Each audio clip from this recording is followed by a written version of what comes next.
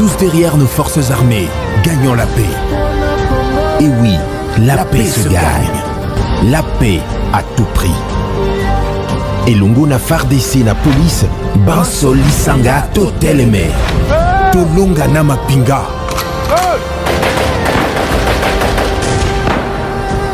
Bendele Koyate.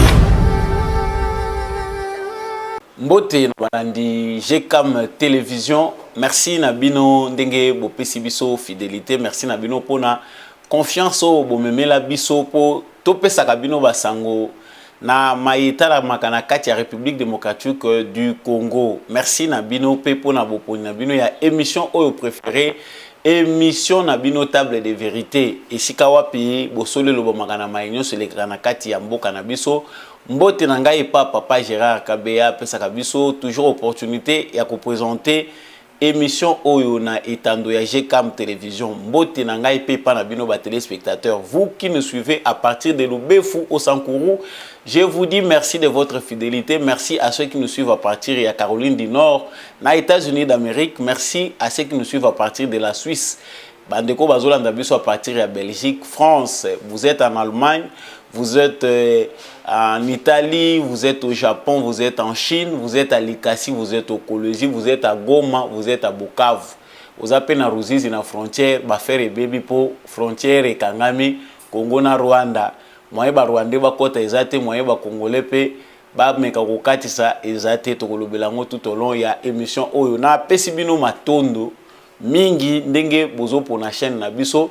Bon, continuez à s'abonner massivement. Si vous s'abonnez, vous pouvez s'abonner pour s'abonner. Cliquez sur la cloche et la notification pour chaque fois que vous avez biso ko kota oye barate ko zanga kayango. Na pesi bino penda matondo mingi na kena lombango na makambo etali basango na ye nango mukolo lelo.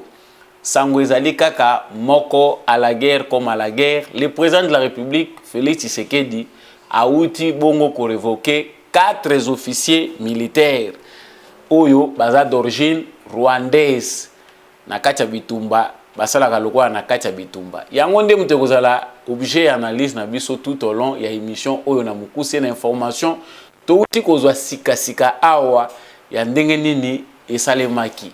Mbote na ngai eke lisusu na bandeko bozolanda biso à partir ya Mbandaka, bandeko bozolanda biso pe à partir ya Congo central.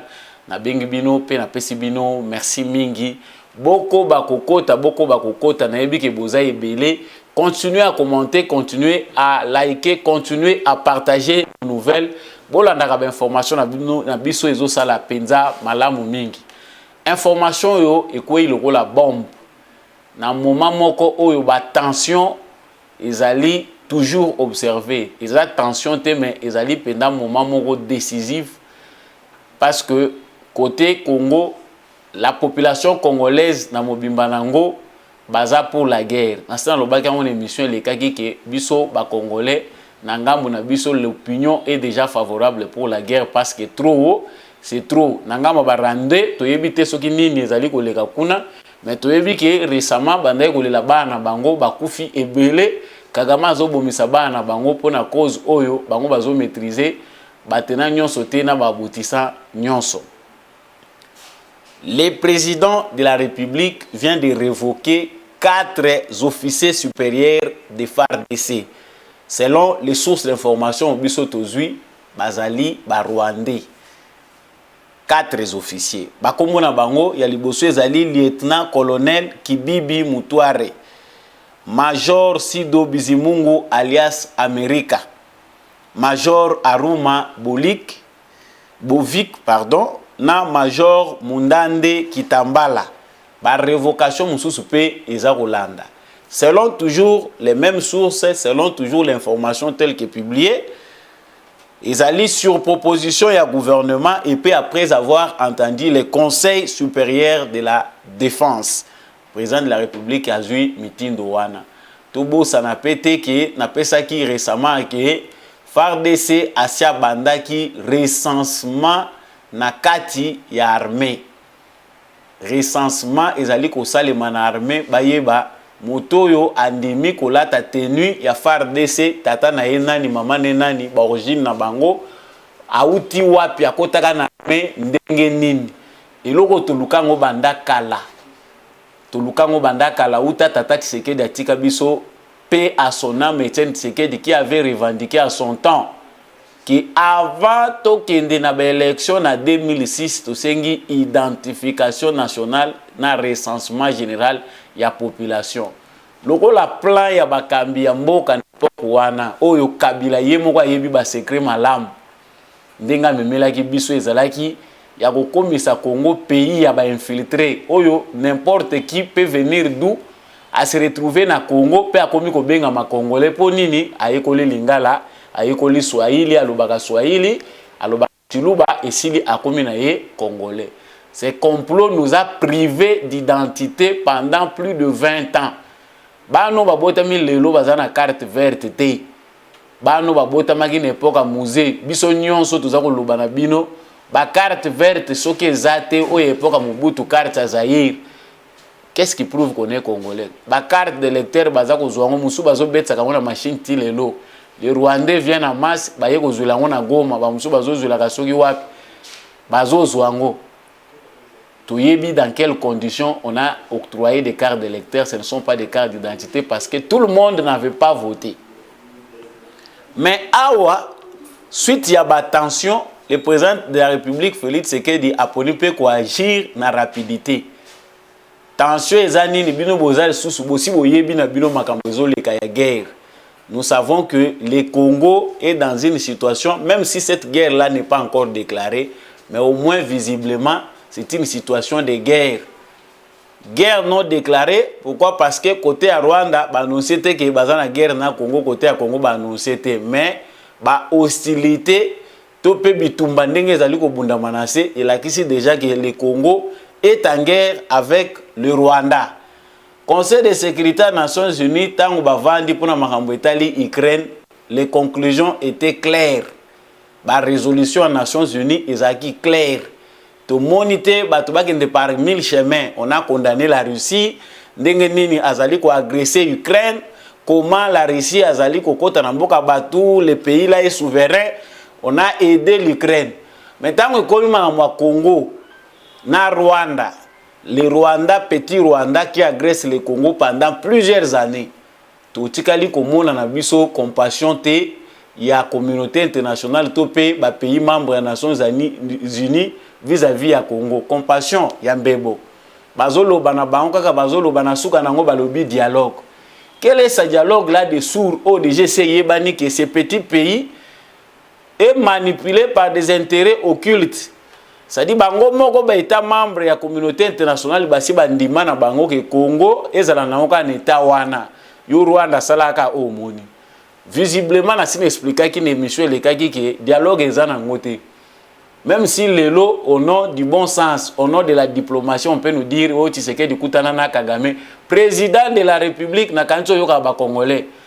Oyebi comment ça se passe, comment les Congolais disent oh nyonso ba Congolais ba lo bozo yoka.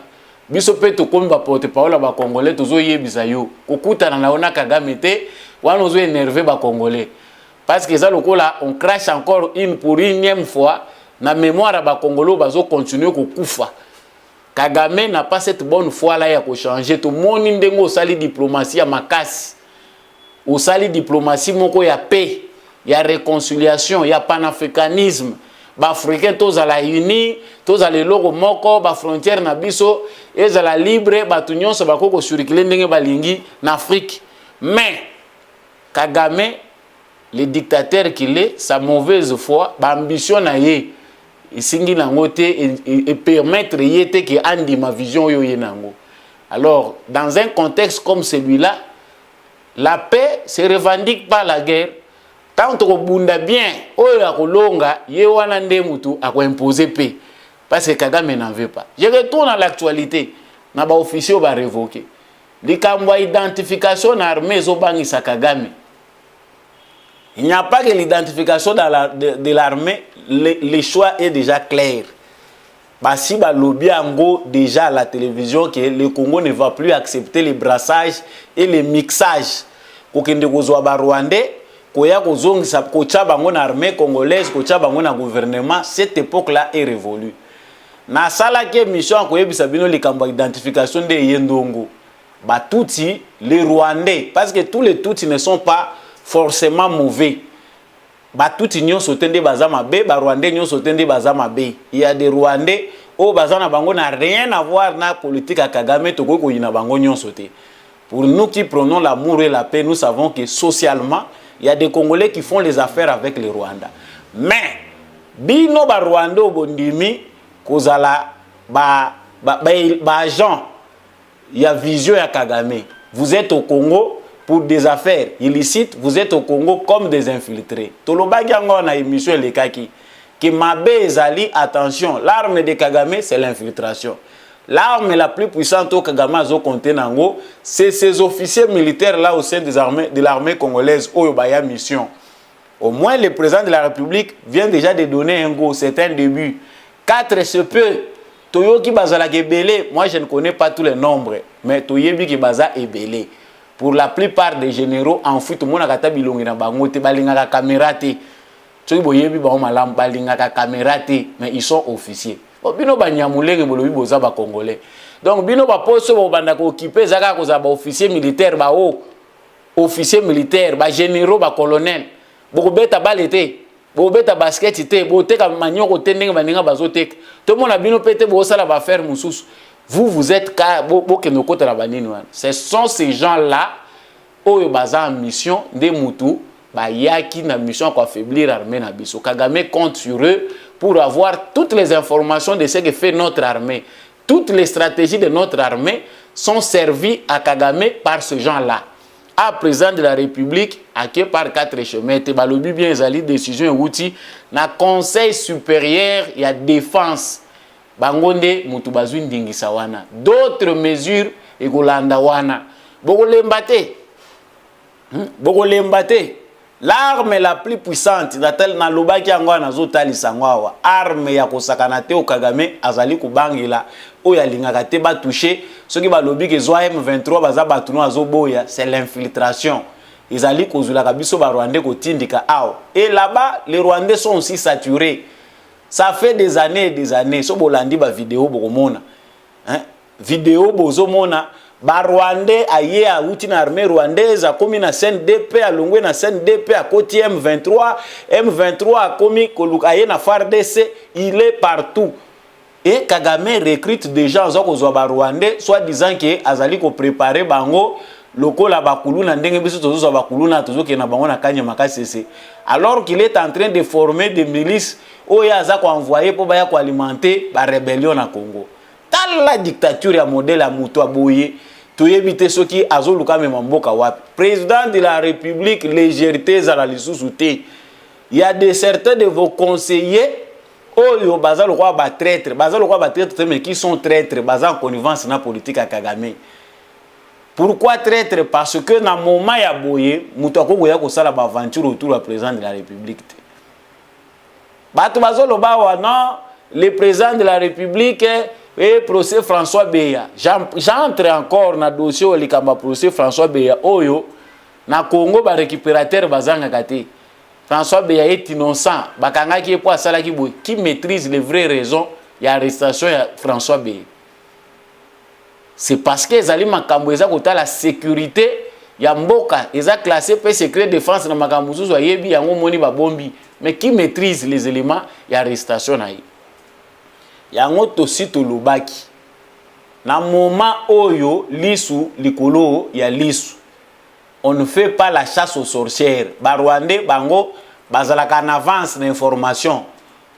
Avant ces alinini na conseil de sécurité na beta ki yango na eleme le kaki émission le kaki mikanda mikolo nyonso ba Rwandais bazotinda na conseil de sécurité au Congo, c'est qu'on risque de voir certains génocides bakoboma batuti parce que ils ne veulent plus de Tutsi na kati ya ba institution na bango sous prétexte que batuti wana ba infiltra bango, alors qu'il y a des Tutsi d'origine congolaise oyo bazana bango n'a rien à voir na makabwana qui sert bien l'état congolais. Qui sont ces Tutsi là qui nous les montrent?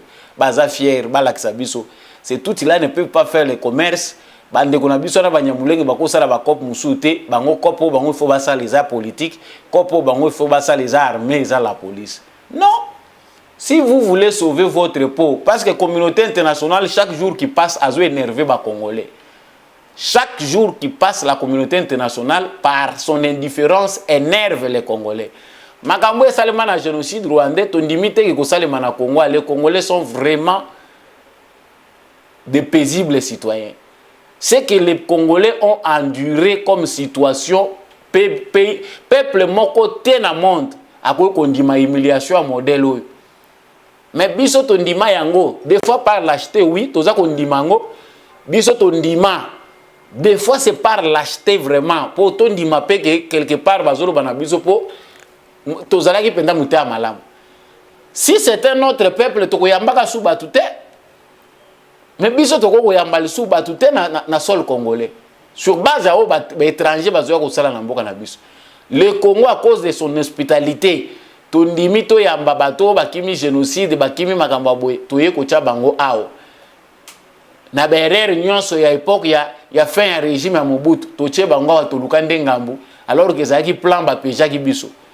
Nous notre hospitalité nous crée toujours des problèmes. Congo eza ouvert na bato nyonso Congo to yamba bato na sourire même ozana nzala na yo mozo yamba bato ka malamu mais et comme signe ya faiblesse na mokili biso peto kanga ba porte. Toko ma xénophobe le rôle en Afrique du Sud au moni bakomi ko bengana ba nationalité mususu étrangère. Ça c'est grave. Monsieur le président de la République, félicitations pour la souplesse oyo ou réagir nango directement oyo. Parce que dans la ligne de front et belé, le Rwanda a les informations. Tous les latés va commettre des infractions. Non. Waneza yangote. Soto zeli ba loi, toi na biso na parlement te. Même le parlement ba Jean Kagame bazali. Même dans notre parlement, Bazali, ce sont eux qui sont à la base, il y a frein dans la loi. Ce sont eux qui sont spécialistes dans la loi injuste. Bazali, les agents de Kagame. Ce sont ces gens-là qui vont rendre les tâches difficiles. Pourquoi? Parce que si basala allégeance, la politique na bango, il y a un pire toutilando, bango bandima koche la biso ao. Nous ne pouvons pas accepter que les choses continuent à aller de cette façon. Non, identifions. Et puis par l'équilibre, surtout les généraux, il faut peut-être procéder par revoir. Guerre normale. Parce que aujourd'hui, les généraux ont posé des problèmes. CNDP, RCD, nous avons des généraux qu'on a insérés dans notre armée sans formation, sans moralité, sans patriotisme. Les bazana quatre armées bazo poser ce problème. Biso to bandoze la mukolo bakokufa ne biso to solution ou bien il faut tout agir. Stratégiquement parlant, il fallait tous ces généraux là pour rappeler bango. Et comme les cambouis identité parce que tant on va les cambouis de père et de mère